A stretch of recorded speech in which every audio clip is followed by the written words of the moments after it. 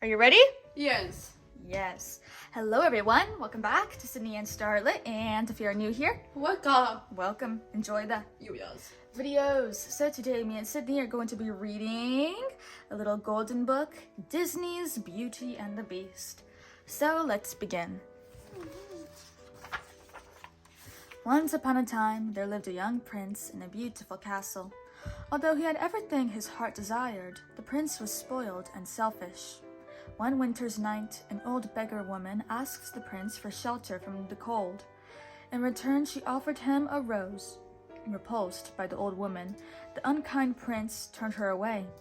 The woman warned him not to be deceived by appearances, since beauty is found within. When the prince dismissed her again, the old woman's ugliness melted away to reveal a beautiful enchantress. The prince tried to apologize, but it was too late. The enchantress knew there was no love in his heart. As punishment, the enchantress turned the prince into a hideous beast. Then she placed a spell on the castle and all who lived there. The rose she had offered him was an enchanted rose. It would bloom until the prince was 21. If he could learn to love and be loved in return before the last petal fell, then the spell would be broken. If not, he would remain a beast forever. Ashamed of his monstrous form, the beast hid inside the castle. A magic mirror was his only window to the outside world. As the years passed, he fell into despair. Slowly, the rose began to wither. He did not believe anyone could ever love him. In a nearby village, there lived a beautiful young woman named Belle. Belle, unlike the other girls in the village, cared only for her books. She always felt out of place. Belle loved to read about adventure and romance. Her father, Maurice, loved books too.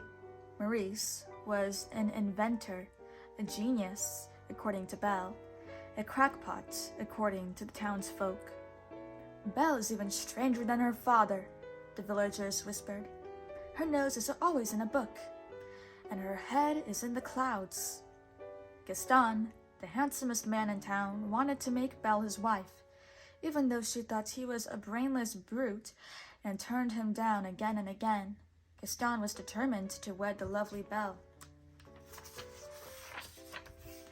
One cold day, Maurice hitched his horse, Philippe, to a wagon and set off to show his latest invention at a faraway fair. But Maurice read the map wrong and became lost in a forest. As an icy wind whistled through the trees, he suddenly heard the howling of wolves. Philippe bolted and Maurice fell to the ground. Trying to escape the wolves, the frightened man ran deeper and deeper into the woods. He came to a castle and stumbled inside. There he was greeted by Mrs. Potts, the teapot, and Cogsworth, the clock, and Lumiere, the candlebrum, who had all been servants to the prince. But before he had time to marvel over these strange creatures, an even stranger one appeared, the beast. When Maurice stared in horror, the beast howled angrily. Then he scooped Maurice up and carried him off to a dungeon. Meanwhile, Philippe had made his way back home. Belle took one look at the riderless horse and knew something awful had happened to her father. "Philippe, take me to him!" she cried, leaping into the horse's saddle. Without a pause, Philippe thundered off toward the woods. When they reached the castle, Belle burst inside and searched frantically for her father. The enchanted objects led her to the dungeon, but just as she found Maurice, the beast appeared. Belle let out a terrified gasp at the sight of the hideous creature. She begged the beast to free her father. When he refused, she bravely offered to take Maurice's place. "No, Belle!" Maurice cried, but the beast agreed to the exchange. Before Belle could bid her father goodbye, the beast led her to her room. "The castle is now your home," he said gruffly. Belle was free to go anywhere she liked, except the West Wing. "You will join me for dinner," the beast ordered. "That's not a request." Still, Belle refused. and the beast stomped off in anger. That night, Belle slipped out of her room and found her way to the forbidden west wing. There she saw the enchanted rose by the window. When she reached out to touch it, the beast suddenly appeared on the balcony outside the window. Belle screamed and fled from the room. Her heart pounding, Belle ran out of the castle, mounted Philippe, and galloped off into the night. But a pack of wolves soon had them surrounded. Belle was helpless. Suddenly, the beast was there, throwing the wolves aside. Belle heard terrible snarling and howling as the beast and the wolves battled for their lives. At last, the wolves ran off into the woods, but the beast lay in the snow, badly injured. Back at the castle, Belle carefully tended to the beast's wounds. Gentle as she was, the beast roared in agony. "I barely touched you," said Belle. Then she saw the look of pain on his face. "I forgot to thank you for saving my life," she added softly. The beast only grunted in reply, but when Belle turned away, a hint of a smile appeared on his face. In the days that followed, the beast tried to be a proper host. He showed Belle his library, and she began to teach him how to act like a gentleman.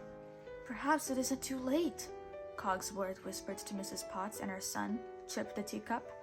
If Belle could only love the beast, this dreadful spell might yet be broken.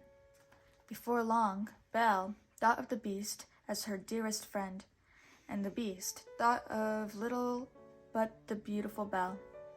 One night, while she was teaching him to dance, the beast asked, "Belle, are you happy here with me?" "Yes," she said without hesitation, but the beast saw a trace of sadness in her eyes. Then Belle added, "If only I could see my father again, even for a minute." "You can," the beast said, having heard the magic mirror. Belle gazed into it and saw Maurice trudging through the forest. He looked frail and old. As she watched, he collapsed in a heap. "I must go to him," Belle cried. "He might be dying." "I release you," the beast said sadly. "But take the mirror, then you will always have a way to look back and remember me." With the magic mirror to guide her, Belle soon found her father and brought him home. But their happy reunion was cut short by a pounding on their cottage door. The townspeople had come to take Maurice away. Gaston's friends, LeFou, stepped forward. "Maurice has been raving that you were imprisoned by a hideous beast," he said. "Only a crazy man will tell such a tale." "But it's true," Belle protested. Her worried eyes searched the angry crowd and fell on Gaston.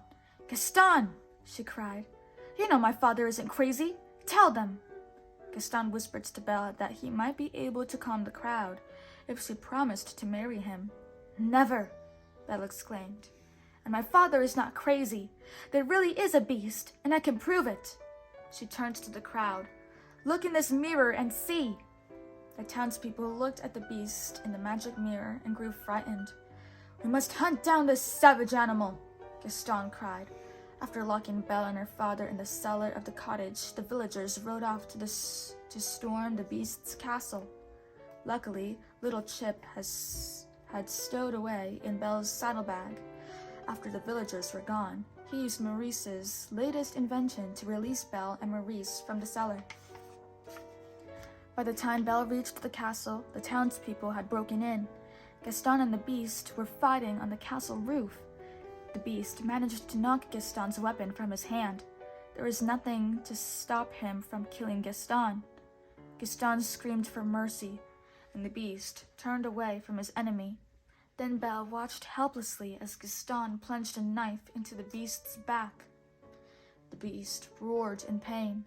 Backing away from the wounded beast, Gaston lost his footing and fell off the roof into the fog below. Belle rushed to the beast's side. "You came back," the beast said weakly. "At least I can see you one last time." "No! No!" Belle said, sobbing as she kissed his cheek. "Please don't die. I love you. At that moment, the spell was broken. In one magical instant, the beast turned back into a prince, and the enchanted servants returned to their human forms. The castle came to life with rejoicing. There was no doubt that the loving couple would live happily ever after the end. So that is it for today, everyone. Really hope you all enjoyed it. I'll see you all next time. Bye-bye. Bye-bye. Pick out your favorite page.